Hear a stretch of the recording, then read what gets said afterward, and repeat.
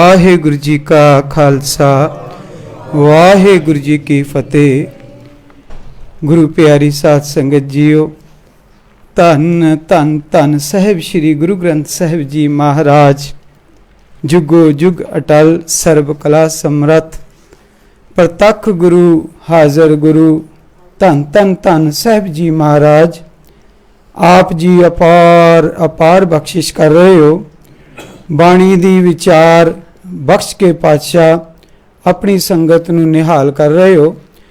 सारी संगत आप आसा राग दे विच बाणी भगत जी आप सारी संगत दर्शन कर रहे हैं। 481 अंग ते उत्ते कल महाराज जी वचन बख्श रहे सन। आसा कहा स्वान को सिमरत सुनाए, कहा साकत पै हर गुण गाए। कहा स्वान को सिमरत सुनाए, कहा साकत पै हर गुण गाए।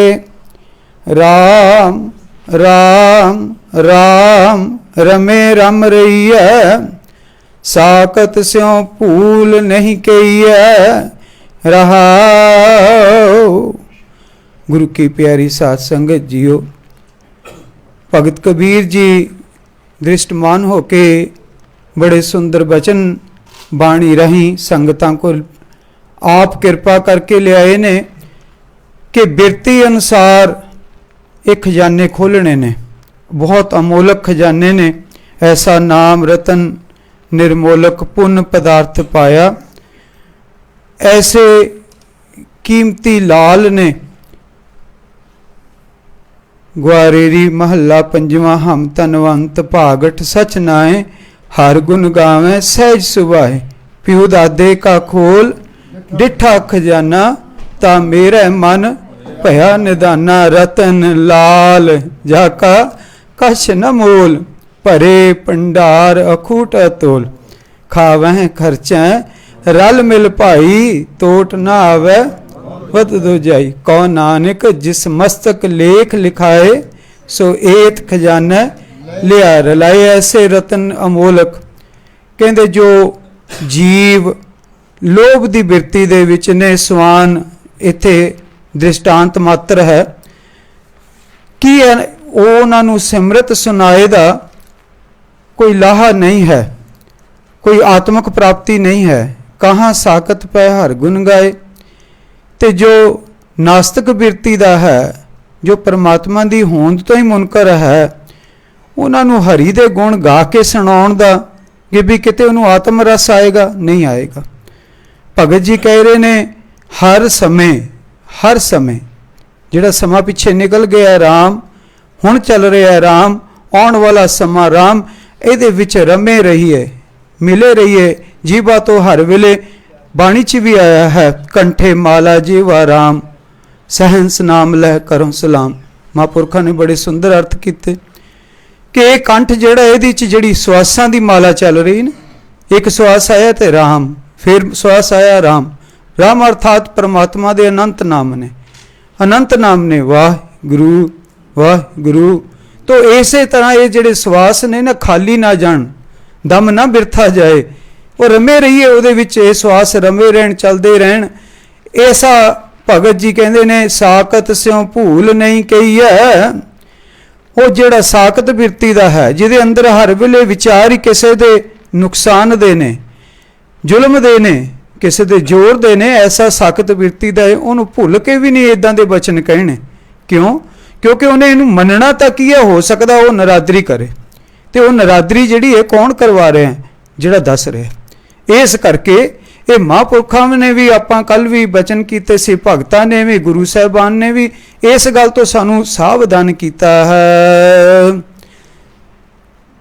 साकत स्यों भूल नहीं कही है। रहाऊ दी तुक भी यही है, विश्राम भी इत्थे ही है, ते सारा सार भी इत्थे ही है। कौआ कहाँ कपूर चराए, चराउणा इत्थे चुगाउण तो है। कौआ जिहड़ा बिरती दे विचों गंध नूं लभण वाला, माफ़ कर दो, भाई गुरदास जी ने बाणी च बड़ा सुंदर शब्द लिखा वार दे विच कि परमात्मा किसे ते अपनी किरपा करदा, वो सतसंग च पहुँचदा। वो सतसंग दे विच पहुँच के ते उत्थों ने चुगना की है। कल आपां मंगलाचरण कर रहे सी, मान सरोवर आखिए उपर हंस सुवंश वसंदे। ये जो अकाल पुरख की बाणी है ना, ये धन श्री गुरु ग्रंथ साहब जी दे महाराज दे सुंदर स्वरूप ने। इन्हां नूं भाई गुरदास जी ने दृष्टमान करके मान सरोवर दे अपने आप नूं समझाउणा करन वास्ते मान सरोवर की तुलना की। मान सरोवर आखी है उपर हंस, क्योंकि जल निर्मल है। कल आपां संगत दा निर्मल जल दा संगत दा वर्णन कीता सी। आ जिहड़ा मान सरोवर है बिल्कुल निर्मल जल है, बिल्कुल निर्मल जल। इत्थे तक कहते भी चाहे 5-6 फुट डूंगा भी वेख लो तो पानी जल दे विचों दिखदा भी थल्ले की है, इन्ना निर्मल जल है, ठहरिया होया, बड़ा आनंदमई है। वो मान सरोवर आखी है। वो मान सरोवर ये किस नूं कहना है? आ बाणी नूं कहना है। भाई गुरदास जी कहते ये बड़ा टिकाऊ है, बड़ा आनंद है, बड़ी डूंघाई है। जिन्ना अंदर अंदर लभी जावांगे उन्ने रतन मिलणगे। तो भगत जी कह रहे हैं कि ऐसा भाई धन गुरु ग्रंथ साहब महाराज जी ने उपर हंस सुवंश वसंदे, एक ऐसा मान सरोवर है जिहदे विच बाबा बुढ़ा जी वर्गे। हुण जिथे बाबा बुढ़ा जी का नाम आउणा ना ते सारे परिवार का नाम, वंश का पूरा नाम आउणा। जे धन गुरु हरराय साहब जी बाणी, गुरु हरकृष्ण साहब जी की जिक्र आउणा है, 6वें पातशाह की बाणी का जिक्र आउणा है। हुण तुसीं कहोगे जी इत्थे कित्थे 6वें पातशाह की बाणी? जदों आसा राग च गुरु अर्जन साहब जी कह रहे ने कि बहुत बहुत शुकराना परमात्मा, अज पूता माता की असीस। वो असीस किस परथाए हो रही? वो 6वें पातशाह जी दे आगमन परथाए। तो इदां 6वें पातशाह भी हाजिर ने, तो सारे 10 पातशाह महाराज हाजिर ने। बाणी 6 गुरु साहिबाना दी है पर हाजिरी सारे पातशाह दी है। मैं ये इस करके इत्थे आप जी नूं कह रही कि किते भुलेखा ना रखना, क्योंकि जिक्र सारियां पातशाहियां दा है। बाणी किन्ने दी है? 5-6 पातशाह दी, पहला 5 पातशाह दी, फिर 9वें पातशाह दी। इस करके उत्थे अगले बचन च गुरदास जी कह रहे ने, भाई साहब भाई गुरदास जी कह रहे ने कि उस मान सरोवर दे विच की है? चुण चुण मोती अमुल चुगंदे। हुण मान सरोवर ते ना होर पंछी नहीं पहुंच सकता, कोई पहुंच ही नहीं सकता उत्थे। ते पहुंच नहीं सकता तो उत्थे चुगेगा की? मोती चुगेगा।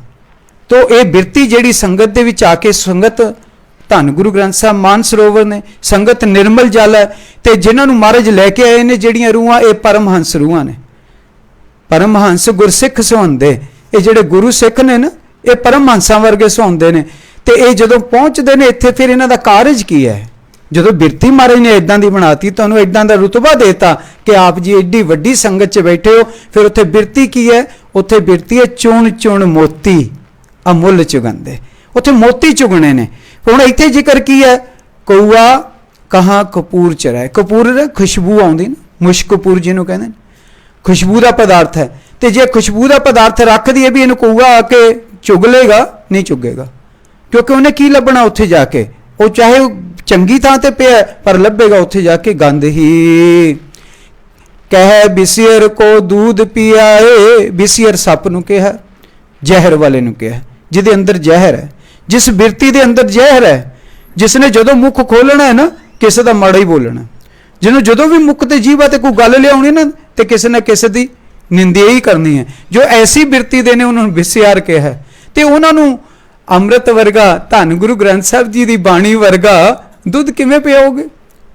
किवें पीणगे? तो जे पियाओगे भी ना तो जहर ही कढ़ेगा।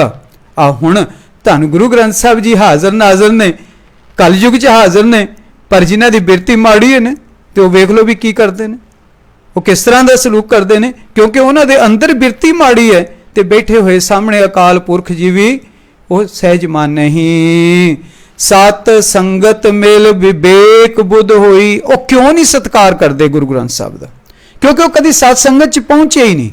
ना उन्होंने माता पिता ने इदां दे संस्कार दिते ने, ना उन्होंने परमात्मा ने इदां दा कोई सत्संग का वातावरण दिता, ना अंदर बुद्धि ऐसी दिती है। हुण आपां शुकराना करिए सारे धन गुरु ग्रंथ साहब जी, तुसीं जिथे सानू ये विवेक बुद्धि बख्श रहे हो, उत्थे नाल सानू विवेक दी दृढ़ता वास्ते महापुरख बख्श रहे हो।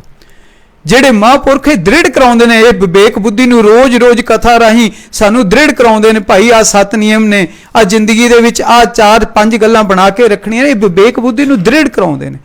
ਤਾਂ ਵਿਵੇਕ ਬੁੱਧੀ ਕਿਹੜੀ ਹੈ? ਉਹ ਬੁੱਧੀ ਜਿਹੜੀ ਨਿਰਣਾ ਕਰ ਸਕੇ ਗਲਤ ਕੀ ਹੈ ਠੀਕ ਕੀ ਹੈ।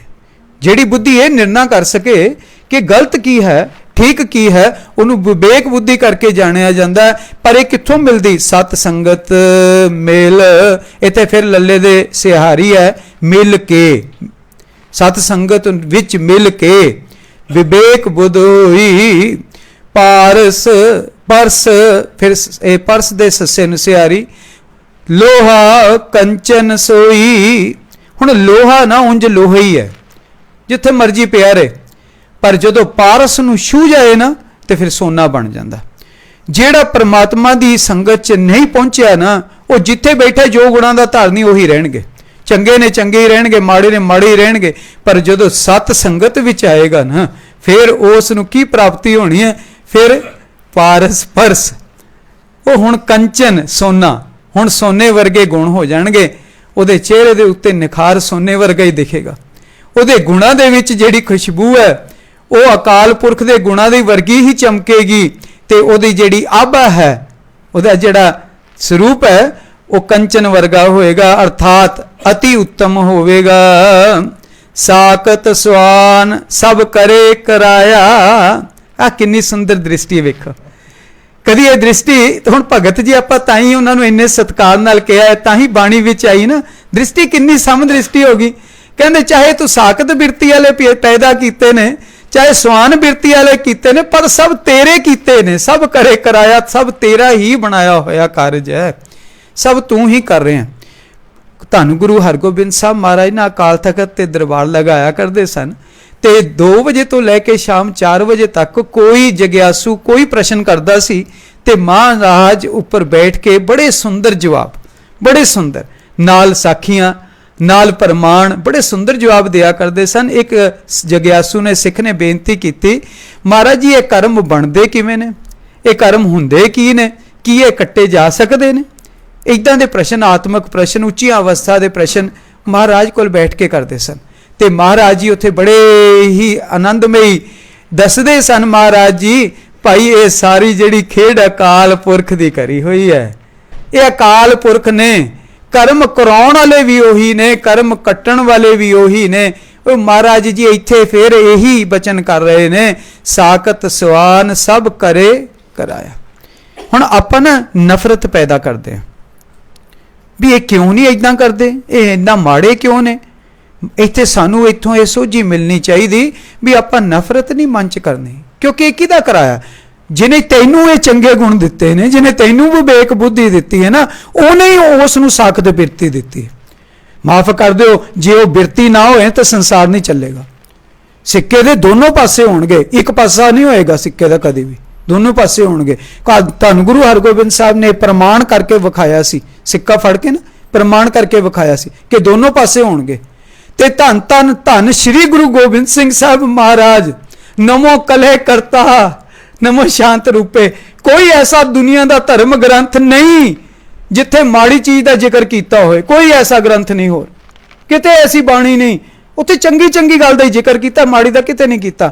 ਪਰ ਇਹ ਦਸਮ ਪਾਤਸ਼ਾਹ ਮਹਾਰਾਜ, ਇਹ ਗੁਰੂ ਗ੍ਰੰਥ ਸਾਹਿਬ ਜੀ, ਇਹ 10 ਪਾਤਸ਼ਾਹਾਂ ਦੀ ਬਾਣੀ ਦਾ ਕਿੱਡਾ ਉੱਚਾ ਸਤਰ ਹੈ, ਜਿੱਥੇ ਕਲੇਸ਼ ਪੈਦਾ ਕਰਨ ਵਾਲੇ ਨੂੰ ਨਮਸਕਾਰ ਹੈ। ਨਮੋ ਕਲਹਿ ਕਰਤਾ, ਜਿਹੜਾ ਕਲੇਸ਼ ਪੈਦਾ ਕਰ ਰਿਹਾ ਤੂੰ ਹੀ ਹੈ, ਮੈਂ ਪਛਾਣ ਲਿਆ, ਤੈਨੂੰ ਨਮਸਕਾਰ ਹੈ। ਤੇ ਹੁਣ ਕਲੇਸ਼ ਹੋ ਰਿਹਾ, ਤੇ ਜਦੋਂ ਉਹ ਨਮਸਕਾਰ ਕਰ ਰਿਹਾ ਨਾ, ਤੇ ਫਿਰ ਉਹ ਕਲੇਸ਼ ਹੁੰਦਾ ਹੋਇਆ ਵੀ ਉਹਦੀ ਹਾਜ਼ਰੀ ਕਿੱਥੇ ਲੱਗਣੀ? ਗੁਰੂ ਦੇ ਚਰਨਾਂ 'ਚ ਲੱਗਣੀ। ਤੇ ਇਸੇ ਤਰ੍ਹਾਂ ਇੱਥੇ ਸਾਨੂੰ ਸਮਝਾਇਆ ਕਿ ਸਾਕਤ ਸੁਆਨ, ਇਹ ਬਿਰਤੀਆਂ ਜਿਹੜੀਆਂ ਨੇ ਉਹਦੀਆਂ ਕਰੀਆਂ ਹੋਈਆਂ ਨੇ। ਇੱਥੇ ਨਫ਼ਰਤ ਨਹੀਂ ਕਰਨੀ। ਤੇ ਆਪਾਂ ਉਸ ਦਿਨ ਕਰਿਆ ਸੀ ਵੀ ਕੀ ਕਰਨਾ?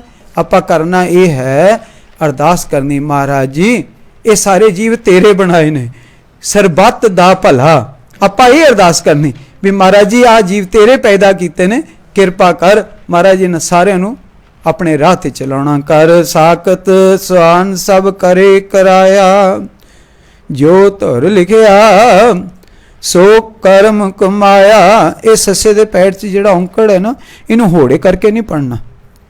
ਇਹ ਚਲਨ ਹੈ ਬਾਣੀ ਦਾ, ਕਿ ਬਾਣੀ ਦੇ ਚਲਨ ਦੇ ਵਿੱਚ ਸੋ जो धुर लिखिया, जो उन्होंने आप अपने कर्म पिछे बीजे ने ते अकाल पुरख ने उपरों धुर तो लिख के भेजे ने, और लिख के भेजे ने अकाल पुरख ने, जो धुर तो लिख के भेजे ने सो कर्म कमाया।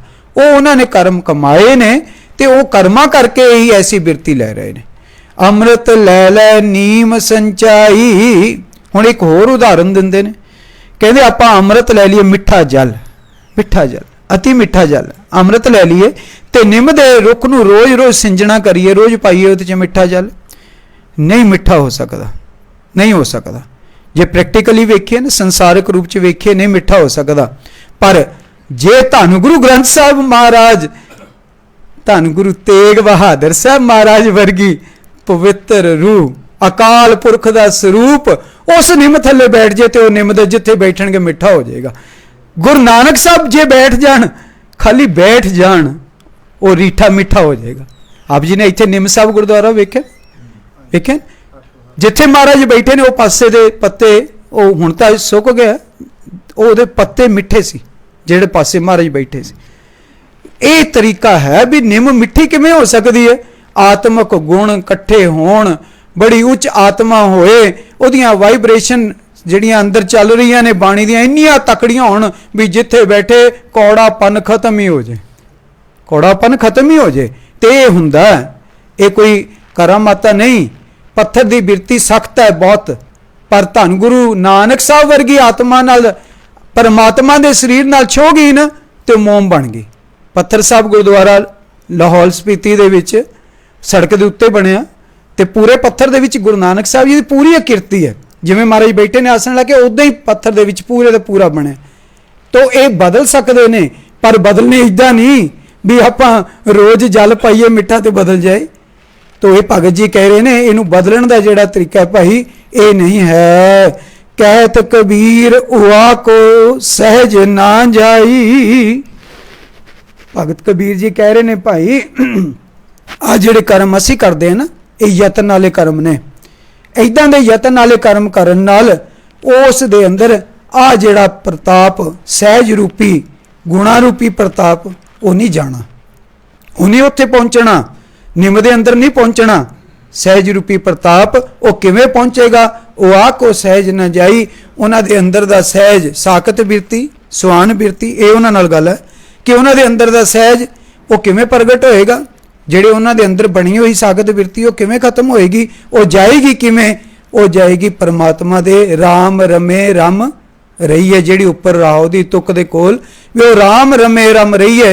ਇਸ ਤਰ੍ਹਾਂ ਕਰਕੇ ਜੇ ਚਾਹੁੰਦੇ ਹੋ, ਇਸ ਸ਼ਬਦ ਦੇ ਵਿੱਚ ਇਹ ਚਾਹੁੰਦੇ ਮਹਾਰਾਜ ਭਗਤ ਕਬੀਰ ਜੀ ਦੱਸ ਰਹੇ ਨੇ ਵੀ ਜੇ ਆਪਾਂ ਚਾਹੁੰਦੇ ਹਾਂ ਨਾ ਗੁਣਾਂ 'ਚ ਪਰਿਵਰਤਨ ਹੋਏ ਤੇ ਯਤਨ ਨਾਲ ਨਹੀਂ ਹੋਣਾ। ਬਾਹਰਲੇ ਯਤਨ ਕਰੀ ਜੀ, ਅਗਨ ਅਗਨ ਕਹੇ ਸੀਤ ਨਾ ਬਿਆਤ ਹੈ। अग अग कही जी तो सानू ठंड लगनी बंद हो जाए, ये नहीं है। तो किवें अग लगनी, ठंड लगनी जी बंद होनी है? वो अंदर नाम जपोगे, संगत नाम जपदी तो कईयां नूं पसीना आउंदा हुंदा, बैठे आप सारे हुण नहीं आउंदा ना, जदों नाम जपांगे आउंदा। वो अंदरों जिहड़ी परमात्मा की अद्भुत शक्ति है, जिहड़ी जठर अग्नि है अंदर, कोट प्रतापी है, किन्ने सूरजां दा प्रताप है उहदे च। जदों उदां दी अग्नि दे नाल सिमरन जाके मिलदा है अति बलशाली, फिर वो तो इदां दे गुण पैदा हुंदे ने। आसा लंका सा कोट समुंद सी खाई, ते रावण घर खबर ना पाई। इत्थे भगत कबीर जी रावण दा दृष्टांत लैके कुछ बहुत डूंघियां गल्लां समझाउणा चाहुंदे ने। लंका सा कोट, लंका रावण जी दी है, तो वह रावण की लंका जिहड़ी है किले वर्गी है। कोट, कोट बड़ा वड्डा किला है। समुंद सी खाई, उन्हों अगों सिक्योरिटी किहड़ी है? खाई है, तो खाई भी इन्नी डूंगी है भी कहते दृष्टांत दिता भी जिन्ना समुंदर डूंगा हुंदा, अर्थात बहुत डूंगा। समझाउणा कीता बहुत डूंगी, बाहर खाई बनाई है किले दे आले दुआले भी जिहड़ा वैरी अंदर ना पहुंच सके। तो किला भी बड़ा पक्का बनाया, लंका सा कोट, ऐसा वड्डा किला। अर्थात मनुख जिन्ने मर्जी यतन कर ले अपने बचाओ दे, माइक पदार्थ ला लवे जिन्ने मर्जी, उच्चे घर बना लवे, महल बना ले, सिक्योरिटी ला लवे, ये बचन ने इत्थे। लंका सा कोट समुंद सी खाई, ते रावण घर खबर ना पाई। ਉਹ ਘਰ ਦੀ ਖਬਰ ਹੀ ਨਹੀਂ ਅੱਜ ਹੈ ਵੀ ਕਿੱਥੇ ਉਹ ਹੈ ਸੀ ਇੱਥੇ ਕਿਤੇ। ਇੱਥੇ ਕੋਈ ਲੰਕਾ ਦਾ ਵਿੱਚ ਬਣਿਆ ਹੋਇਆ ਕੋਈ ਕਿਲਾ ਹੈ ਸੀ ਰਾਵਣ ਦਾ, ਕੋਈ ਖਬਰ ਹੀ ਨਹੀਂ ਹੈ ਹੀ ਨਹੀਂ। ਅਰਥਾਤ ਨਾਮੋ ਨਿਸ਼ਾਨ ਵਰਗੀ ਚੀਜ਼ ਵੀ ਨਹੀਂ। ਕਿਉਂ? ਇਹ ਦ੍ਰਿਸ਼ਟਾਂਤ ਇਹ ਹੈ ਕਿ ਜਿਹੜੀ ਅਸੀਂ ਪੱਕੀ ਸਮਝ ਕੇ ਚੀਜ਼ ਬਣਾ ਰਹੇ ਹਾਂ ਨਾ ਸੰਸਾਰ 'ਚ, ਵੀ ਬੜੀ ਪੱਕੀ ਹੈ, ਇਹਦੇ ਪਿੱਲਰ ਬੜੇ ਪੱਕੇ ਨੇ, ਇਹਦੀ ਆਹ ਚੀਜ਼ ਬੜੀ ਪੱਕੀ ਹੈ। ਜਦੋਂ ਅਕਾਲ ਪੁਰਖ ਦਾ ਹੁਕਮ ਆਉਣਾ ਹੈ ਨਾ, ਤੇ ਉਹ ਆਪਾਂ ਜਬ ਜਾਪ ਚੌਪਈ ਸਾਹਿਬ ਦੇ ਵਿੱਚ ਬਾਣੀ ਪੜ੍ਹਦੇ ਆ ਨਾ, ਜਬ ਆਕਰਖ ਕਰਤ ਹੋ ਕਬ ਹੂੰ ਤੁਮ ਮੈਂ ਮਿਲਤ। ਹਾਂ, ਜਿੰਨੀਆਂ ਦੇਹਾਂ, ਜਿੰਨੇ ਧਰਤੀ ਦੇ ਉੱਪਰ ਬਣੀਆਂ ਹੋਈਆਂ ਚੀਜ਼ਾਂ ਸਭ ਤੇਰੇ 'ਚ ਮਿਲ ਜਾਂਦੀਆਂ ਨੇ। ਫਿਰ ਉੱਥੇ ਜਿੰਨੇ ਮਰਜ਼ੀ ਪੱਕੇ ਬਣੇ ਹੋਣ।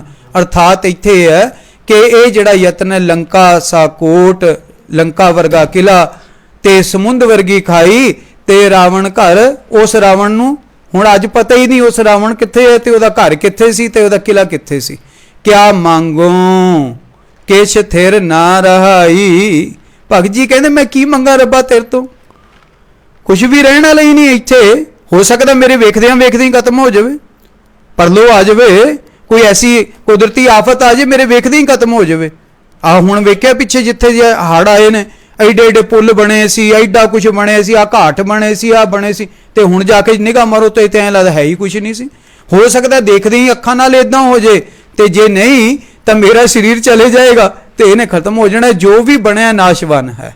ਧੰਨ ਗੁਰੂ ਤੇਗ ਬਹਾਦਰ ਸਾਹਿਬ ਜੀ ਬੜੇ ਸੋਹਣੇ ਨਵੇਂ ਪਾਤਸ਼ਾਹ ਸ਼ਲੋਕਾਂ 'ਚ ਕਹਿੰਦੇ, ਜੋ ਦੇਖ ਰਹੇ ਸਭ ਦ੍ਰਿਸ਼ਟਮਾਨ ਜਿਹੜਾ ਨਾ ਸਭ ਨਾਸ਼ਵਾਨ ਹੈ, ਸਭ ਖਤਮ ਹੋ ਜਾਣਾ। ਕਿਆ ਮੰਗੋ। ਭਗਤ ਜੀ ਕਹਿੰਦੇ ਫਿਰ ਮੈਂ ਮੰਗਾਂ ਕੀ?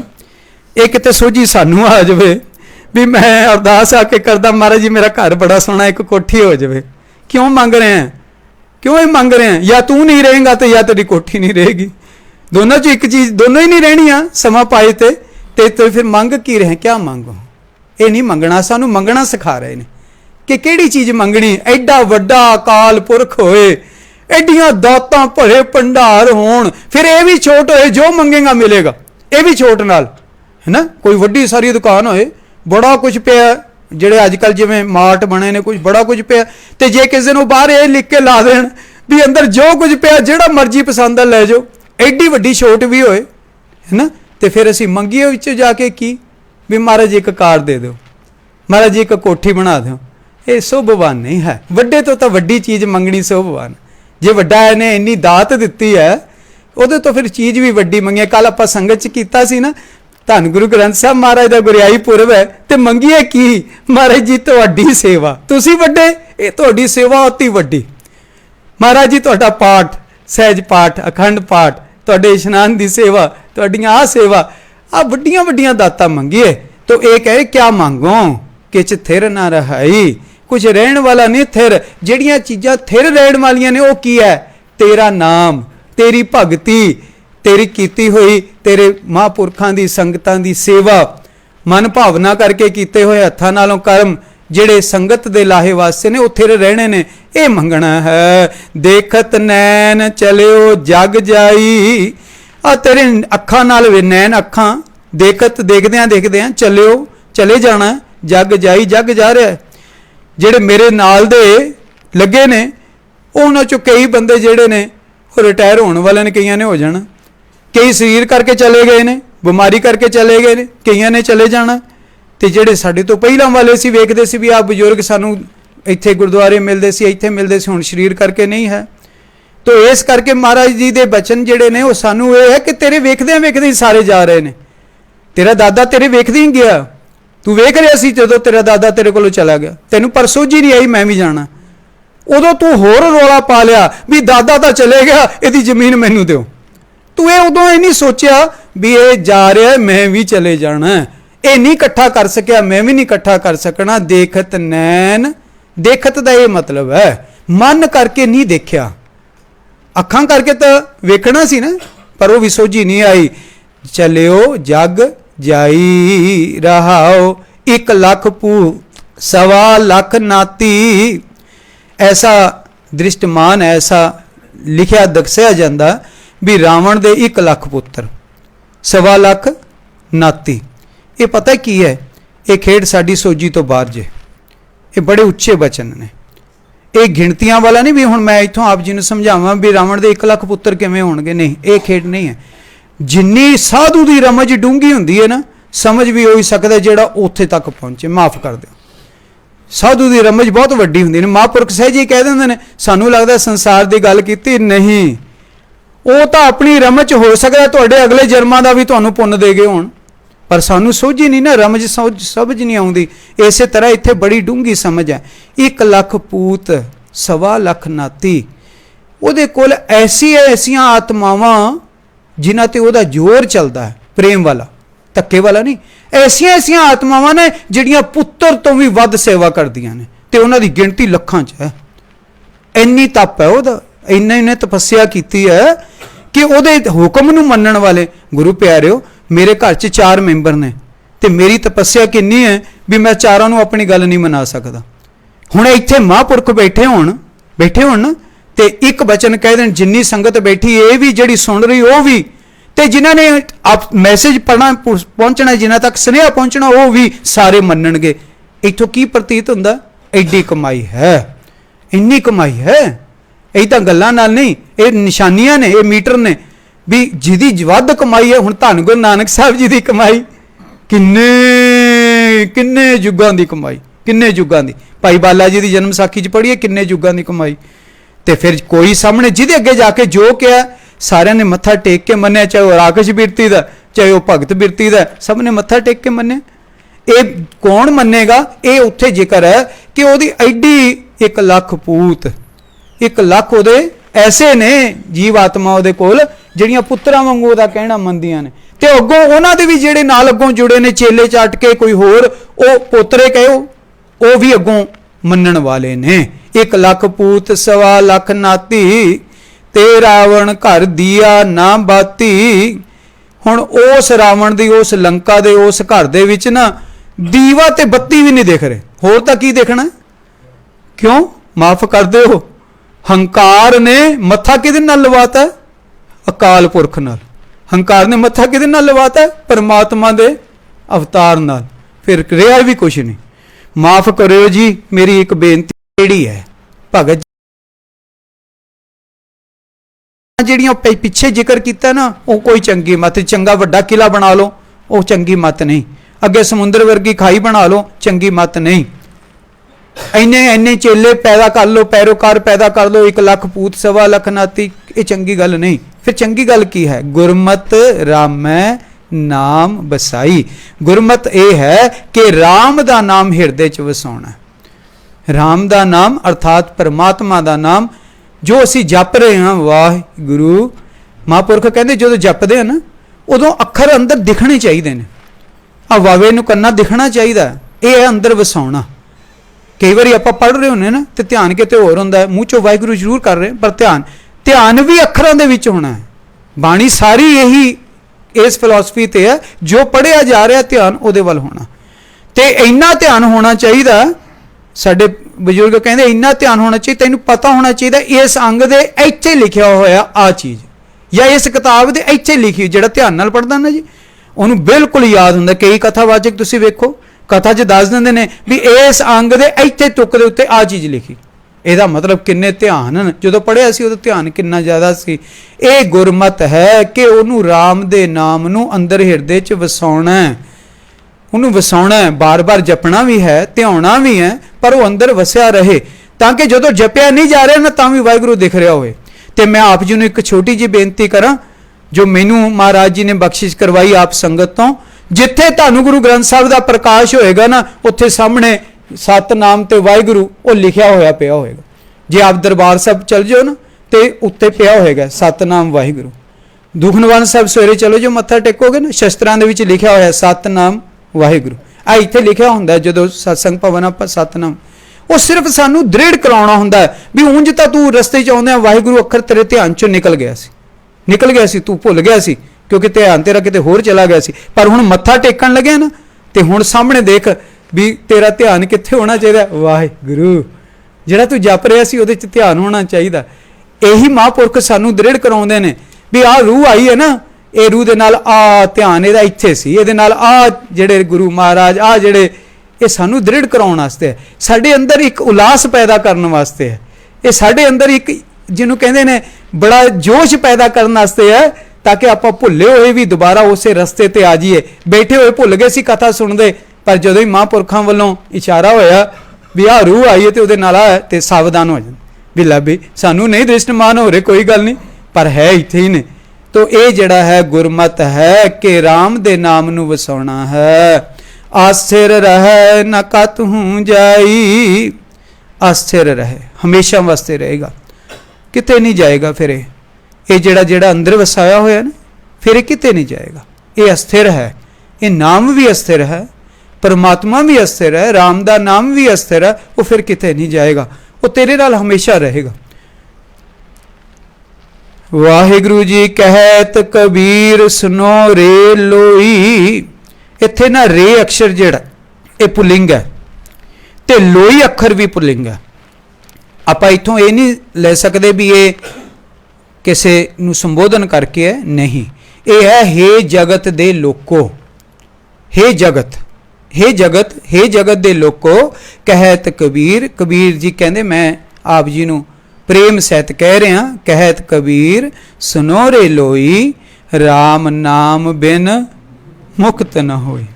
वो जेड़े कल मुक्ति की गल की सी ना शब्द दे विच, गगन नगर एक बूंद ना बरखा, वो मुक्ति कहते किवें होएगी। देखो ना जुड़े हुए ने, पहले शब्द च दस्सिया भी किहड़ियां चेंजिज आउणियां ने, तैनूं मुक्ति किवें मिलनी, किहड़ियां किहड़ियां मुक्तियां मिलनियां ने, ते हुण दस रहे भी वो मुक्ति किवें होनी तेरी, राम नाम बिन मुक्त ना होई। ते सारी बाणी, सारे गुरु पातशाह, सारे धर्म ग्रंथ हर इको चीज़ नूं दृढ़ कर रहे हैं कि हे मनुख मात्र बंदे बंदगी इख्तियार, तेरा सिर्फ एक काम इख्तियार तेरा की है, बंदगी। उठदा बैठदा जपदा तुरदा तू बंदगी करी जा, तू राम नाम जपी जा, हिरदे च वसा लै, इसे तरह तू मुक्त होना, इसे तरह तैनूं मुक्ति होनी है। आसा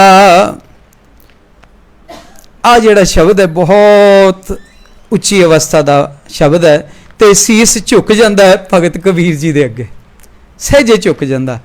जदों पुराने सियाणे हुंदे सी ना, विआह हुंदे सी ते विआहां तो पहलां ना बुझारतां पाईयां जांदियां सी, ते सियाणे सियाणे बच्चे उहदा जवाब दिंदे हुंदे सी, पर हर किसी दे वस दा रोग नहीं सी हुंदा। एक अद्धा कोई जवाब दिंदा सी, बाकी फिर हत्थ जोड़दा सी, दस दो जी, दस दो जी। इत्थे बड़ियां डूंघियां बुझारतां जी, बड़ियां डूंघियां। जे संसार वांगू पढ़ांगे या सुनांगे ना तो इंज लगेगा भी ये तो हो ही नहीं सकता।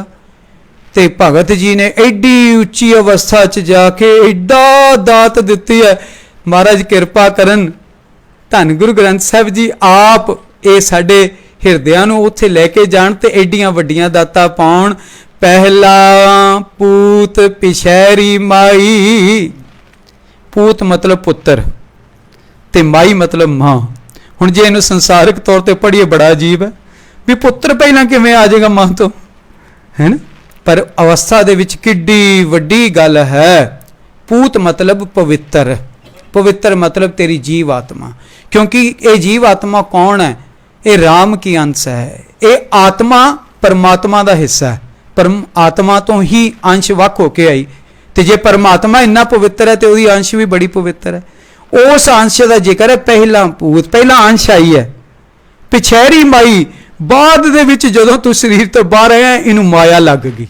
माई इत्थे माया, पहला की होया, तैनू अकाल पुरख ने पहला जिन्होंने कहते ने गड्डी बाहर आउंदी ओके करके भेजते हैं कंपनी वाले, सीट कवर भी साफ, गड्डी भी साफ, लै भी हाल है ओके। बाहरों आउण तो बाद जिहड़ी उत्ते गंदगी लगनी, स्क्रैच लगनी, वो किने लाउणे ने, असीं लाउणे ने। आ माई जिहड़ी माया वो बाद दे विच आई है, आ जिहड़ा मल छले बाद च आया, पहला उहने तां ओहदा कसूर नहीं, अर्थात अकाल पुरख का कसूर नहीं, उहने तां तेरी शुद्ध जीव आत्मा तेरे शुद्ध हिरदे दे विच निवाज के ते इस पवित्र शरीर च रखी सी। आ बचन ने पिछैरी माई ते बाद दे विचों माया लग गई है। गुर लागो चेले की पाई। हुण ये बड़ी अचंभी गल है भी गुरु का सत्कार होना चाहिए, पर चेले दे पैरां नूं गुरु हथ ला रहा होवे, अचंभे की गल है, बड़ी अचंभे की गल है भी ये किदां होएगा। क्योंकि अगली तुक च कह रहे हैं अचंभो सुनो तुम भाई, ये अचंभा ही तुसीं सुनना है। अचंभा किहनूं कहने आ, जिहड़ी चीज़ साडी सोच समझ तो बाहर होए तो वो हो जाए, अपने मूँह चों सहजे निकल जाता भी आ अचंभा किवें होवे। इत्थे किवें है गुर लागो चेले की पाई। गुर कौन है? जीवात्मा। चेला कौन है? माया, भेड़े विचार, फुरने, है ना। होना की चाहिए सी भी ये विचार ने वो जीव आत्मा दे पवित्र नाल छू के पवित्र होने चाहिए सी, ਉਹਦੇ ਪੈਰਾਂ ਨੂੰ ਹੱਥ ਲਾ ਕੇ पवित्र होने चाहिए सी। अर्थात फुरने जीव आत्मा ਨੂੰ स्पर्श करके पवित्र होने चाहिए सी, पर हो उल्ट गया। हो की गया भी आ ਜਿਹੜੇ जीव आत्मा है ना, ये फुरनिया के पिछे लग के मैली हो गई, रोज वो पैरों में हथ लाने लग गई। अर्थात रोज मन के अधीन हो गई साडी आत्मा। आप कहने ना मेरा मन तो ऐ कहता मैं तो इंज ही करूँगा, यदा मतलब जीव आत्मा नूं आपां किहदे पैरों में हथ लवा रहे हैं? मन दे, फुरनिया दे। आ है जिक्र गुर लागो चेले की पाई भी आ जिहड़ा साडा जिन्हें गुर कहते ने जिन्हें गाइड करना। आप जीव आत्मा पवित्र है, इन्हें साडे जीवन साडे फुरनिया साडे मन नूं गाइड करना सी, पर हो की गया जिन्हें गाइड करना सी वो आप ਉਹਦੇ किते मगर लग गया? फुरनिया दे मगर लग गया है। एक अचंबो सुनो तुम भाई, ये तुम दे जिहड़ा पैर दे विच हलंत है ये जोर दिंदा है। तुम इत्थे कहंदे ने सारियां वास्ते, ते बड़े जोर नाल कह रहे ने साडे सारियां वास्ते। तुम भाई किन्ना सत्कार दे रहे ने, भरावा।